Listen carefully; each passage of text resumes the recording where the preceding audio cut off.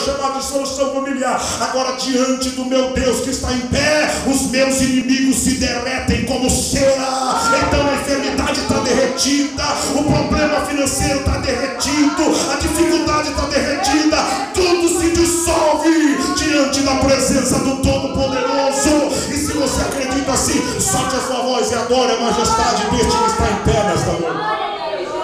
Glória ao nome do Senhor. Glória ao nome do Senhor. Os inimigos batem em retirada e os inimigos derretem. Aleluia. Agora, pastor, o que mais acontece quando Deus se levanta? Deus se levanta, os justos fazem festa. Vê aí o que está no versículo de número 3 do Salmo 68. Mas alegrem-se os justos e regozijem na presença de Deus e folguem de alegria. Nesta noite eu não quero que você esteja dando glória a Deus só porque eu estou te pedindo, não. Nesta noite eu não quero que você esteja alegre só porque você veio aqui me ver e ver os irmãos, não. Eu quero que você esteja alegre porque o meu Deus está em pé e diante da presença dele as pessoas se alegram, e diante da pessoa dele as pessoas se jubilam de alegria e vivem esse mover espiritual de júbilo e de graça. Ninguém está triste aqui nessa noite. Triste é o diabo, triste é o inferno, tristes são os demônios. Eu sou feliz, eu tenho alegria nele.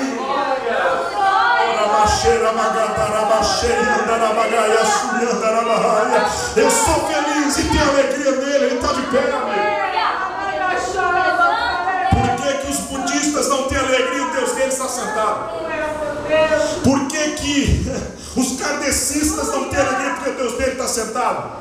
Por que então os da seita, os adeptos do mormonismo estão sem alegria? Porque o Deus deles está sentado, senão deitado. E aí você pergunta, por que na igreja dos crentes é um barulho tremendo?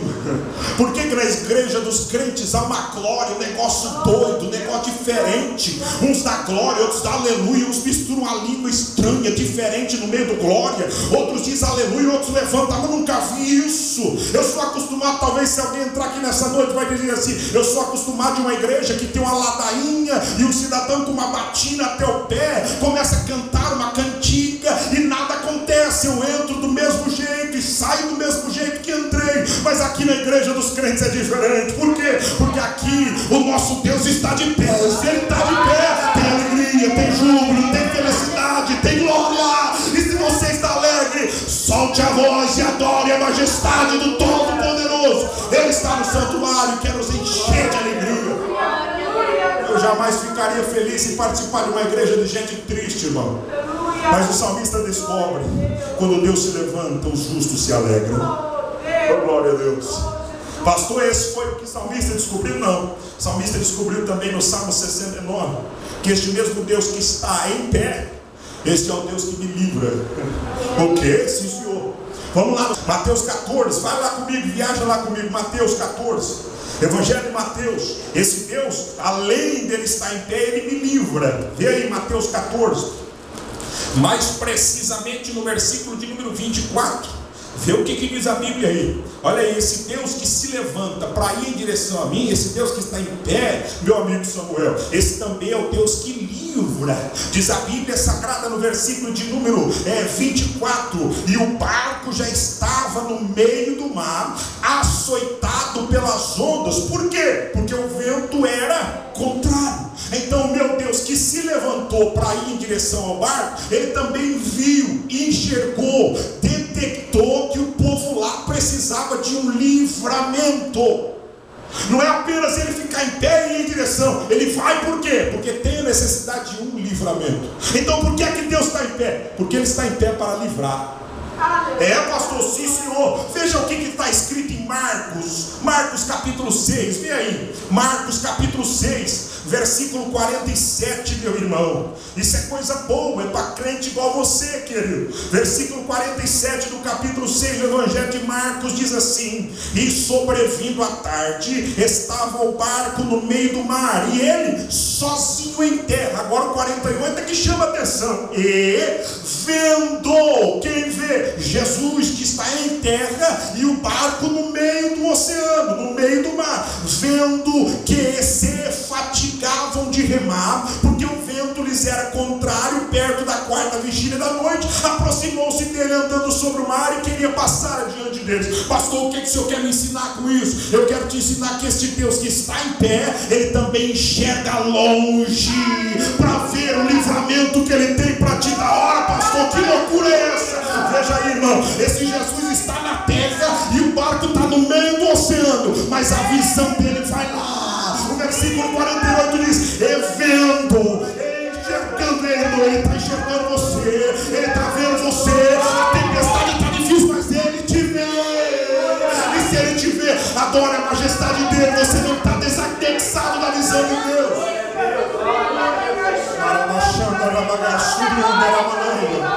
Ele canta o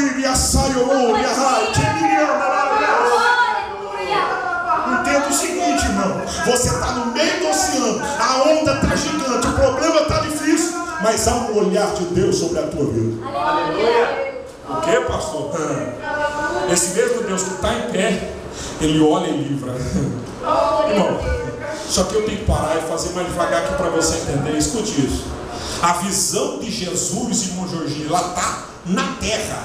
Jesus está onde? Está na terra. Versículo de número 47. Sobrevindo à tarde, estava o barco no meio do mar e ele quem? Jesus, sozinho em terra. Agora o versículo 48. E vendo que se fatigavam a remar, ou seja, além da visão dele enxergar, olha que coisa linda, a visão dele vê detalhes. Aleluia. Eu acho que você não entendeu. Se você tivesse entendido, você dava um grito de glória a Deus. Porque, pastor, vou repetir para você. A visão dele é tão acurada que ele não vê somente o barco no meio do oceano açoitado pelas ondas e ventos, não. Ele vê que dentro do barco tem alguém cansado de remar. Ei, irmão, olha que visão.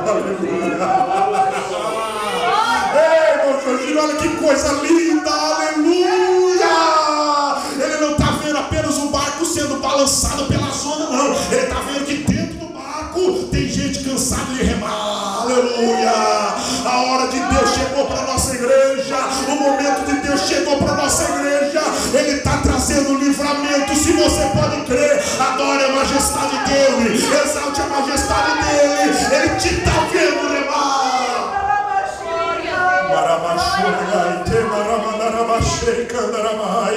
Senhor, eu quero confessar diante de ti a minha gratidão, porque o Senhor está vendo eu remar. Aleluia. É no meio dessas ondas que eu estou remando, é no meio dessas nuvens tempestuosas que eu estou remando, é no meio desse problema que eu estou remando, mas o Senhor está vendo, o Senhor está levantado e o Senhor me livra.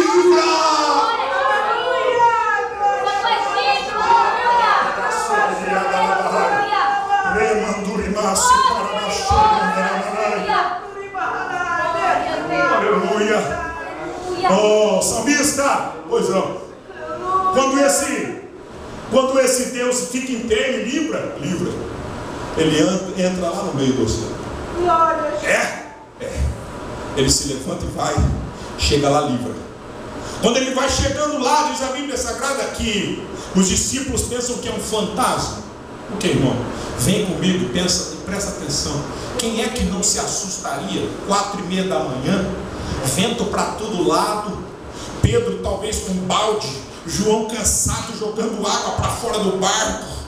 Ele vê aquela situação e diz: meu Deus, das duas uma, ou é alguma assombração, ou chegamos perto de algum farol. O que está acontecendo? Um ilustre no meio do oceano, alguém chegando do nada, andando em cima das águas. É uma assombração. Gritaram de medo, diz a Bíblia. Mas quando gritam de medo, eis a voz meiga, suave, tranquila e serena de Jesus dizendo: sou eu, não temais. Eu entendo isso, irmão. O livramento de Jesus vem através do seu olhar, mas também vem através da sua voz.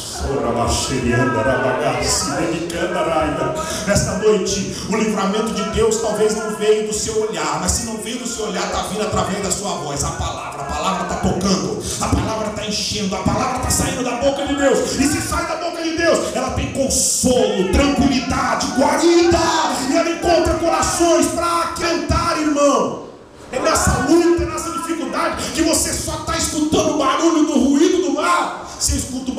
voz do meio, Jesus. Sou eu, não tem mais. Aleluia, aleluia. A voz se confunde com o mar? Não.